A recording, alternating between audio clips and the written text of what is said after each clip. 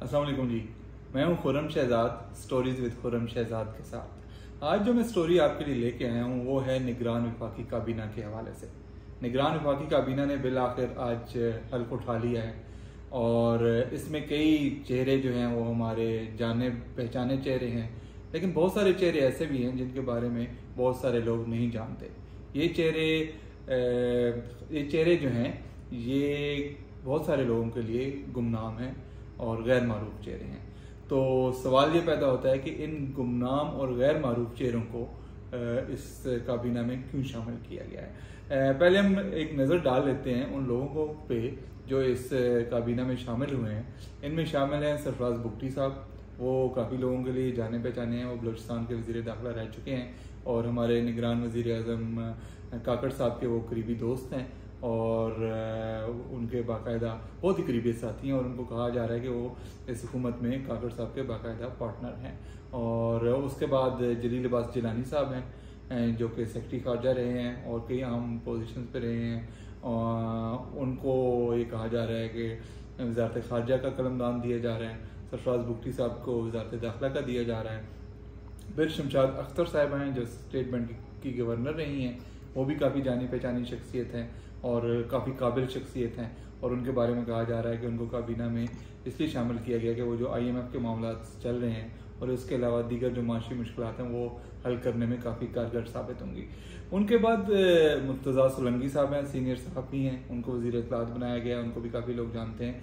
लेकिन उनके अलावा और बहुत सारे लोगों को लोग नहीं जानते, जिनमें जनरल रिटायर्ड अनवर अली हैदर हैं, इनका नाम पहली दफ़ा सामने आया है इस सतह पे।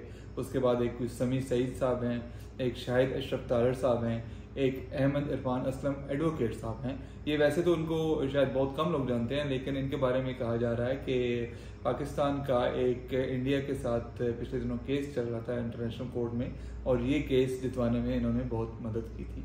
फिर एक मोहम्मद अली साहब हैं, एक गौहर एजाज साहब हैं, ये टेक्सटाइल मिल्स एसोसिएशन के सरबराह हैं और ये मेरे ख्याल में इंडस्ट्रीज़ के वज़ीर होंगे इस कैबिनेट में।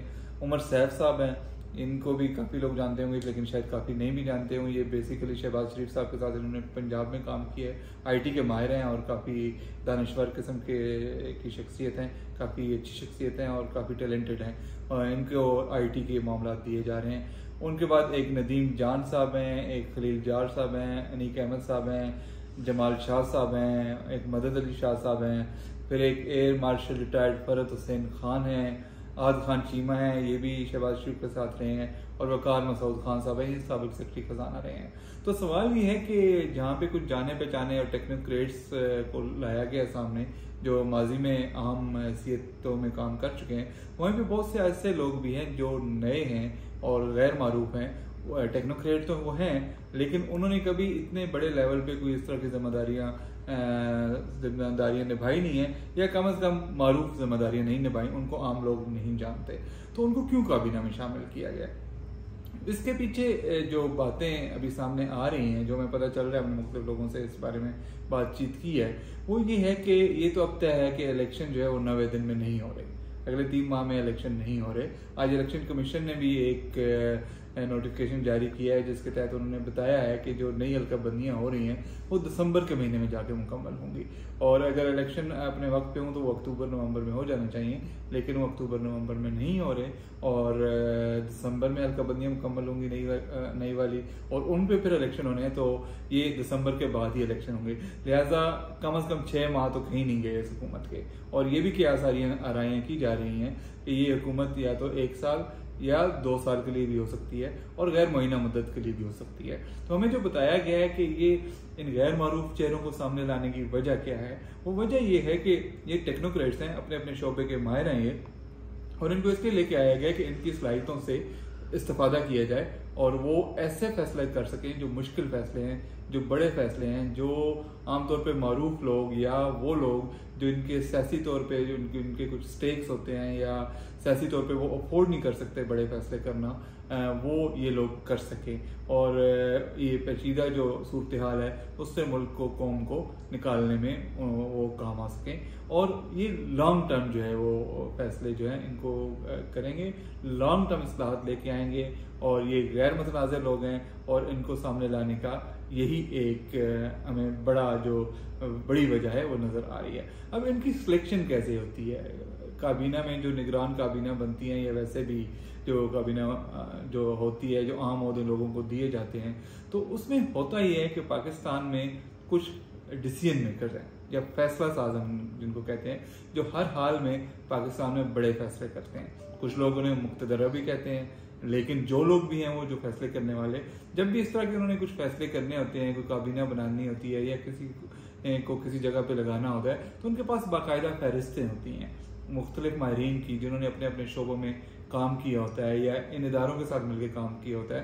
तो उन फहरिस्तों में फिर देखते हैं कि कौन शख्स किस जगह के लिए अहल हो सकता है और कहाँ पे ज़्यादा कारगर हो सकता है। फिर वो उसके लिहाज से उसको उस जगह पे ले आते हैं, मुंतखब करते हैं और उससे वो काम लेते हैं। अब जब इस तरह का कोई सेटअप बनना होता है, जब इलेक्शन होने वाले होते हैं या निगरान काबीनाएं तश्कील दी जाती हैं, वफाकी काबीना तश्कील दी जाती है या सूबाई काबीनाएं तश्कील दी जाती हैं, तो पूरी लिस्टें बनती हैं। उसमें देखा जाता है अच्छा यार ये शख्स जो है ये मरकज में कारगर साबित होगा, ये शख्स सूबे में कारगर साबित होगा, ये शख्स फलाने सूबे के फलाने महकमे में कारगर साबित होगा। तो उस लिहाज से फिर उनका इंतखाब करके फिर उनके समटाइम्स इंटरव्यूज भी किए जाते हैं, वो करके फिर उनको लगाया जाता है। तो ये वजूहात थी जिनकी वजह से गैर मारूफ चेहरों को सामने लाया गया। अब माहिरीन जो हैं या तबसरा निगार जो हैं, उनका ज़्यादातर यही कहना है कि ये लोग जो हैं ये अहम फैसले करेंगे, बड़े फैसले करेंगे, मुश्किल फैसले करेंगे और गैर मकबूल फैसले करेंगे। तो अल्लाह करे इनकी जो फैसले हैं, चाहे वो लॉन्ग टर्म है या शॉर्ट टर्म है, या जो भी वो अपने फैसले करते हैं, जो भी इस्लाहत लेके आते हैं, वो मुल्क व कौम के लिए बेहतर हों। इसी के साथ इजाज़त दीजिए।